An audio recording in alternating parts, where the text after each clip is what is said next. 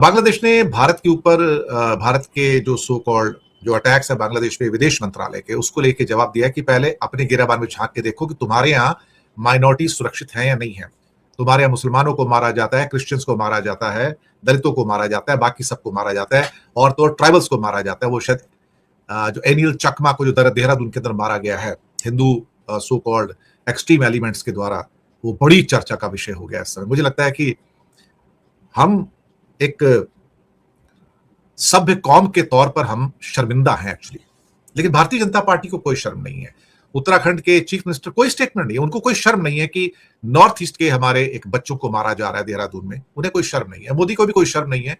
पूर्व प्रधानमंत्री शेख हसीना को अपना विरोधी कहने वाला पाकिस्तान अब क्यों बांग्लादेश को गले लगाने को बेकरार है? क्या यह भारत को घेरने की साजिश है? बांग्लादेश में इस्लामी कट्टरता बढ़ना क्या पाकिस्तान के लिए अच्छी खबर है? और सबसे बड़ी बात कि क्या यह मोदी सरकार की कूटनीतिक नाकामी है जो बांग्लादेश भी पाकिस्तान के साथ पेंग बढ़ा रहा है? पाकिस्तान बांग्लादेश के इलेक्शंस में बहुत बड़ा इंटरेस्ट ले रहा है, खासतौर से जमात के अंदर, जमात इस्लामी के अंदर बहुत इंटरेस्ट है उसका, क्योंकि जमात इस्लामी एक ज्यादा कट्टरपंथी पार्टी है, तो उसके साथ उसका टाका जल्दी भिड़ जाता है। और जो एनसीपी पार्टी है, नागरिक पार्टी जो उनकी है, उसके साथ रिश्ता जमात का थोड़ा सा टूटना शुरू हो गया। कुछ लोगों ने रिजाइन कर दिया कि आप कट्टरपंथी कम्युनल ऑर्गेनाइजेशन के साथ कैसे जा सकते हैं। इस बारे में मैंने कल भी एक खबर दी थी। तो पाकिस्तान क्यों इतना इंटरेस्टेड है बांग्लादेश के चुनाव में? अभी बांग्लादेश ने भारत के ऊपर भारत के जो सो कॉल्ड जो अटैक्स है बांग्लादेश पे विदेश मंत्रालय के, उसको लेके जवाब दिया कि पहले अपने गिराबान में झांक के देखो कि तुम्हारे यहाँ माइनॉरिटी सुरक्षित है या नहीं है। तुम्हारे यहाँ मुसलमानों को मारा जाता है, क्रिश्चियंस को मारा जाता है, दलितों को मारा जाता है, बाकी सबको मारा जाता है, और तो ट्राइबल्स को मारा जाता है। वो शायद जो एनियल चकमा को जो देहरादून के अंदर मारा गया है Hindu so called extreme elements के द्वारा, वो बड़ी चर्चा का विषय हो गया इस समय। मुझे लगता है कि हम एक सभ्य कौम के तौर पर हम शर्मिंदा हैं एक्चुअली, लेकिन भारतीय जनता पार्टी को कोई शर्म नहीं है। उत्तराखंड के चीफ मिनिस्टर कोई स्टेटमेंट नहीं है, उनको कोई शर्म नहीं है कि नॉर्थ ईस्ट के हमारे एक बच्चों को मारा जा रहा है देहरादून में, उन्हें कोई शर्म नहीं है। मोदी को भी कोई शर्म नहीं है, और शायद उनका ये एजेंडा ही है सारा कि कैसे भी करके जितना मार सकते हो उतना मारो। और फिर ये एनियल चकमा तो आदिवासी है, तो यहां तो दलित भी सुरक्षित नहीं है, आदिवासी सुरक्षित नहीं है, क्रिश्चियन और मुस्लिम भी सुरक्षित नहीं है। ये नया हिंदुस्तान है, मोदी और भागवत का हिंदुस्तान है, जिसके बारे में टेलीग्राफ लंदन ने सही कहा कि साहब ये हिंदू आतंकवाद है। जी हाँ, और कांग्रेस के एक नेता मनिकम टैगोर ने आरएसएस की तुलना आज अलकायदा से कर दी। जी हाँ, आरएसएस की तुलना अलकायदा से की कि दोनों नफरत फैलाने वाले सो कॉल्ड ऑर्गेनाइजेशन है। अमेरिका ने कहा है कि यूएनओ बिल्कुल बेकार हो गया है, यूनाइटेड नेशन बिल्कुल बेकार हो गया, मैं नया यूएनओ हूं, मैंने 8 जंग रुकवाई है दुनिया में, जो काम यूएनओ का था वो मैं कर रहा हूं। और फिर कहते हैं United states is new UNO. मैं उनकी बात से सहमत हूं। आज की डेट में जितना यूएनओ निकम्मा हो चुका है ना, मैं बता नहीं सकता, कुछ नहीं करता साहब, सिवाय इसके कि मोटी मोटी उनके लोगों को तनख्वाहें मिलती हैं, दैट्स ऑल। तो आप सबका स्वागत है, नमस्कार, गुड इवनिंग, आदाब, सत श्री अकाल। देखता हूँ कौन कौन जुड़ा है। वैसे आज का नया साल आ रहा है तो लोग घूमने भी गए हैं, तो हमारे दर्शकों की संख्या भी थोड़ी कम हो गई है। सही बात है, लोग घूमने जाते हैं, उनका अधिकार भी है, घूमना भी चाहिए, और अपने सिटी से बाहर भी गए होंगे, कई विदेशों में भी गए होंगे। कौन कौन जुड़ा है? सरोज गर्ग, शमसू जहां खान, इफ्तिकार कलीम, संजीव कपूर, मुश्ताक ढाका से, दलिंदर एसआई, धर्म सिंह, योगी ट्यूब, राकेश मिश्रा, अजिंदर सिंह, मनोहर मुल्तानी, असलम लावारे, शेरबाज सिंह ढिल्लों, चांद खान, खेमकरण इसर, सिराज अंसारी, चंद्रशेखर साहू, सतपाल सिंह, अमित शाह, नरेंद्र क्या है पलमन, नरेंद्र पाल मान, ओके, ये क्या है, शादान अख्तर, ओके, पढ़ा नहीं जा रहा है, राजेंद्र सहारन, रज्जाक आजमी, रसिक टैंक एंड यासीन पाशा। स्वागत है आप सबका। चलिए सबसे पहले पाकिस्तान की बात कर लेते हैं कि पाकिस्तान का इतना इंटरेस्ट जमात के लिए क्यों है, क्यों इतना क्या कहते हैं, जमात इस्लामी और उसका गठबंधन जो है एनसीपी के साथ, उसको क्यों इतना सपोर्ट कर रहा है। और लगातार पाकिस्तान के नेता आके बहुत सारे जो पॉलिटिकल आउटफिट्स हैं उनसे बातचीत कर रहे हैं, उनके जो एम्बेसी के लोग हैं पाकिस्तान की, जो ढाका में एम्बेसी है, उसके लोग भी बातचीत कर रहे हैं। और जमात ने हाल ही में एनसीपी, नेशनल सिटीजन पार्टी, नागरिक पार्टी है वो, 9 पार्टियों के साथ गठबंधन किया है। एक्चुअली जमात इस्लामी वही पार्टी, आप भूलिएगा मत, जो बांग्लादेश की आजादी के खिलाफ थी। जी हाँ, लेकिन शायद लोग भूल जाते हैं, क्या कहा जाए। ऐसी जैसे इंडिया में भारत की जो आजादी थी उसके बेसिकली आरएसएस भी खिलाफ था, ये तो आपको पता ही है, और वो ब्रिटिश का साथी था। जमात इस्लामी पाकिस्तान की साथी थी और उसने बांग्लादेश की आजादी के खिलाफ काफी मुहिम भी चलाई थी। और जमात ने 1971 में ईस्ट पाकिस्तान उस समय जो था उसमें पाकिस्तान सेना की मदद भी की थी। ये बात इतिहास के पन्नों में है एक्चुअली। लेकिन अब फिलहाल कंडीशंस बदल गई हैं, अब वो अलग कंट्री है, तो आप उसमें क्या कर सकते हैं, कुछ भी नहीं कर सकते। लेकिन फिलहाल बांग्लादेश में पाकिस्तान के एम्बेसडर इमरान हैदर ने जमात इस्लामी के मुखिया शफीकुर से मुलाकात की। क्या हो रहा है भाई, अल्टीमेटली क्या करने की कोशिश की जा रही है, और लगातार मीटिंग्स हो रही है, मैं आपको बताऊं। और ये मीटिंग्स का मकसद ये है कि वहां पर जमाते इस्लामी की जो एक सो कॉल्ड सरकार है उसको एस्टेब्लिश किया जाए, क्योंकि फिर वो प्रो पाकिस्तानी रहेगी। फिर उस टाइम पाकिस्तान कम से कम बांग्लादेश को as a East Pakistan treat कर पाएगा। लेकिन सारा जो रोड़ा अटका दिया साहब, वो रोड़ा है बीएनपी का Tariq Rahman, the dark Prince of Bangladesh, जो 17 साल बाद वापस आता है। उसने इनका बना बनाया खेल बिगाड़ दिया। और मैं अभी भी सोचता हूं कि जहां 300 सीटों पे इलेक्शन होने जा रहा है, जमाते इस्लामी को अभी भी जितना बढ़ा चढ़ाकर बताया जा रहा है, बांग्लादेश के लोग इस कम्युनल ऑर्गेनाइजेशन को, जिसे बैन कर दिया गया था कई सालों तक, उसे ज्यादा वोट नहीं देंगे। अवामी लीग तो नहीं है, लेकिन बीएनपी के तारिक रहमान, मैं भी चाहूंगा कि उनके जैसा एक बहुत बदला हुआ इंसान है अभी वो, और उनके हाथ में अगर सत्ता जाएगी तो बांग्लादेश कम से कम एक बेहतर कंट्री के रूप में निकल के आएगा। मैं अपनी पॉलिटिकल ओपिनियन दे रहा हूं आज मैं बांग्लादेश के बारे में, कि तारिक रहमान आएंगे तो हमें खुशी होगी, क्योंकि वो बहुत बैलेंस्ड वे में अब बात कर रहे हैं इस समय। अब आते हैं अगले मुद्दे के ऊपर कि इजराइल ने आयरन बीम को लॉन्च कर दिया है। जी हां, आयरन बीम को, ये लेजर बीम है साहब। एक्चुअली उसके पास ये आयरन बीम पहले से है, मैं आपको बताऊं, लेकिन फॉर्मली इंट्रोड्यूस किया गया आर्मी के अंदर, मतलब अनाउंस करके।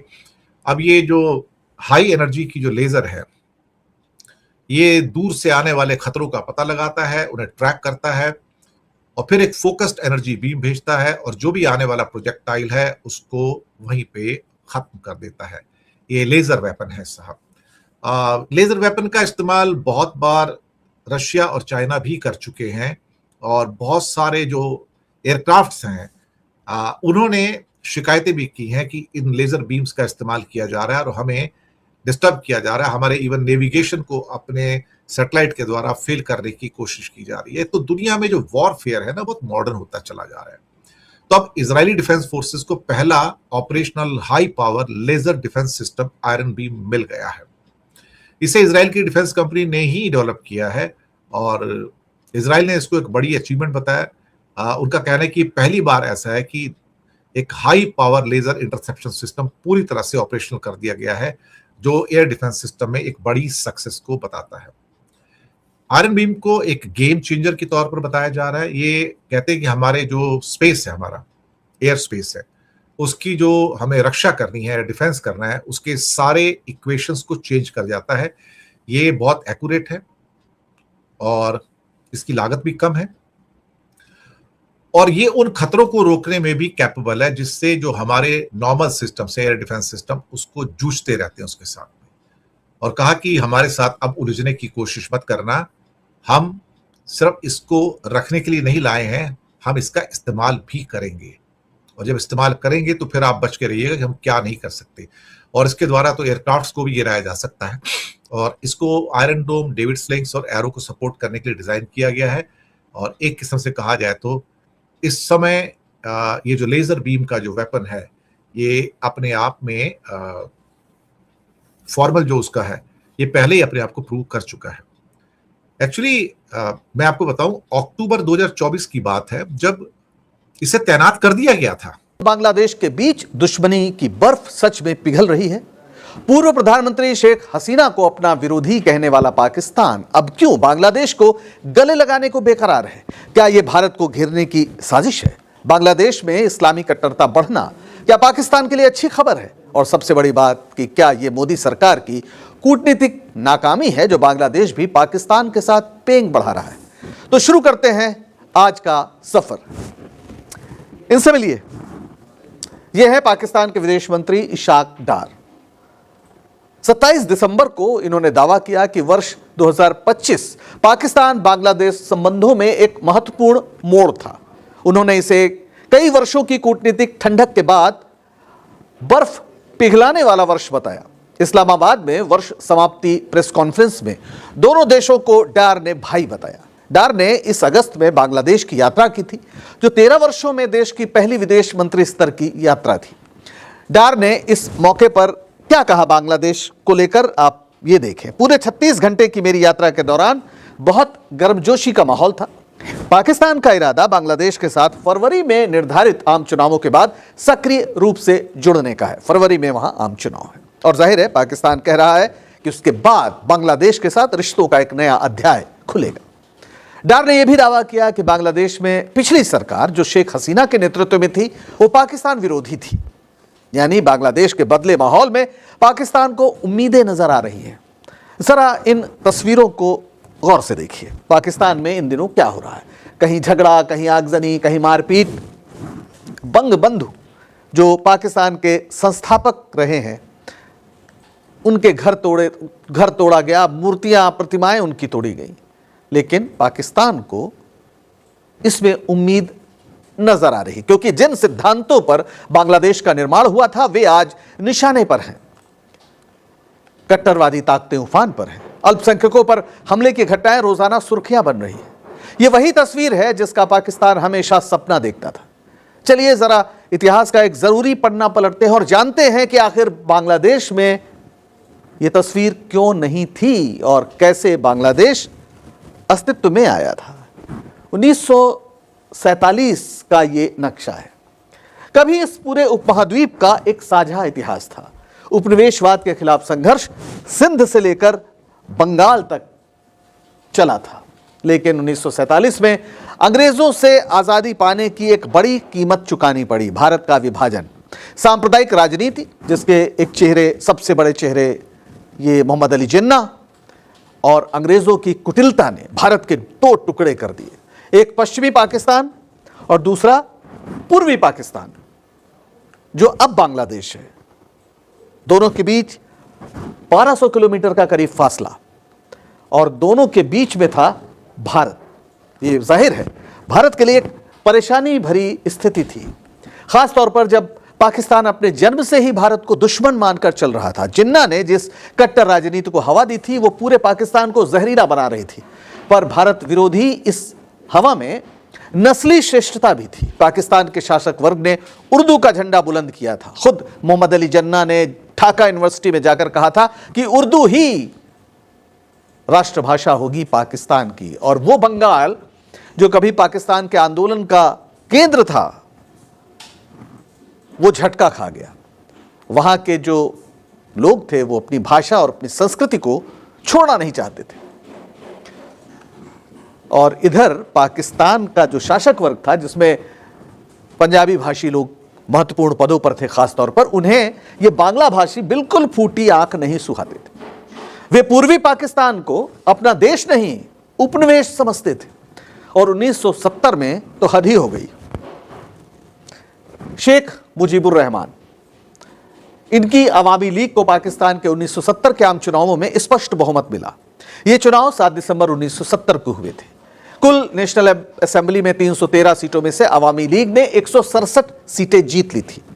मुख्य रूप से पूर्वी पाकिस्तान में जीत हुई थी 169 में से 167 सीटें, लेकिन ये सबसे ज्यादा सीटें थी और अवामी लीग को पाकिस्तान में स्पष्ट बहुमत मिल गया था।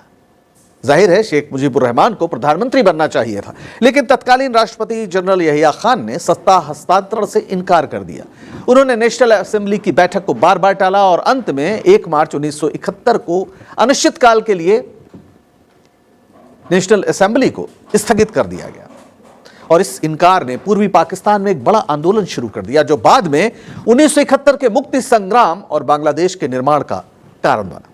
पाकिस्तानी सेना ने उस आंदोलन को क्रूरता से दबाया, लाखों लोग मारे गए, महिलाओं पर भयानक अत्याचार हुए, गांव के गांव जला दिए गए। यह था ऑपरेशन सर्चलाइट। जवाब में बंगालियों ने मुक्ति वाहिनी बनाई और भारत की मदद से एक ऐसी लड़ाई लड़ी जो अनोखी थी। उस समय भारत की प्रधानमंत्री थी इंदिरा गांधी। उन्होंने एक ऐसा वार किया जिसने इतिहास ही नहीं भूगोल भी बदल दिया। अमेरिका के खुले विरोध और धमकियों को नजरअंदाज करके जिसने अपना 7वां बेड़ा भेज दिया था बंगाल की खाड़ी में, इंदिरा गांधी ने उसकी परवाह नहीं की और मुक्ति वाहिनी का साथ देने का फैसला किया। पाकिस्तान के साथ सीधा युद्ध छिड़ गया और सिर्फ 13 दिनों में पाकिस्तानी सेना ने सरेंडर कर दिया। 93,000 कैदी पाकिस्तान के भारत के सामने थे जिन्होंने आत्मसमर्पण किया। पूर्वी पाकिस्तान अब बांग्लादेश के रूप में एक स्वतंत्र देश के रूप में ग्लोब में जगमगाने लगा। इंदिरा गांधी ने न सिर्फ इतिहास बदला बल्कि भूगोल भी बदल दिया। अब भारत दोनों तरफ से पाकिस्तान से घिरा नहीं था। उसकी पूर्वी सीमा पर अब एक ऐसी सरकार आ गई थी जो उसकी दोस्त थी। यानी इंदिरा गांधी ने पूर्वी सीमा पर एक देश का निर्माण किया जहां पर एक ऐसी सरकार थी जो भारत के साथ दोस्ती रखना चाहती थी। लेकिन इससे भी बड़ी बात थी कि जिन्ना के द्विराष्ट्रवाद के सिद्धांत को दफन कर दिया गया। जिन्ना का कहना था कि धर्म राष्ट्रीयता का आधार है, इसलिए हिंदू और मुसलमान 2 राष्ट्र हैं, साथ नहीं रह सकते। लेकिन यह साबित हुआ बांग्लादेश के निर्माण से कि मुसलमान भी एक साथ नहीं रह सकते, उनकी भाषा और संस्कृति अगर अलग है। यानी जो 1947 में भारत का विभाजन हुआ था वो 1971 में सैद्धांतिक रूप से बेमानी साबित हो गया। ये जिन्ना की हार और गांधी नेहरू के उस विचारधारा की जीत थी जो ये कहते थे हमेशा कि हिंदू और मुसलमान 2 राष्ट्र नहीं हैं। वे सदियों से साथ रहते आए हैं और आगे भी रहेंगे। धर्म व्यक्तिगत मामला है, आजाद भारत में सभी बराबर के नागरिक होंगे। बांग्लादेश का भारत को 2 टोक जवाब, अकलीतों पर उंगली उठाने से पहले अपना हाल देखो। बांग्लादेश ने तो भारतीयों की चीखें निकाल दी। दोस्तों आज के लिए इतना ही। अगर आपको वीडियो पसंद आई हो तो वीडियो को लाइक कर लें और दोस्तों के साथ शेयर ज़रूर कर लें और कमेंट सेक्शन में अपनी राय का इजहार ज़रूर दिया करें। इंशाल्लाह मिलते हैं किसी नेक्स्ट वीडियो में। तब तक के लिए हमें इजाज़त दे दीजिए। अल्लाह नेगबान।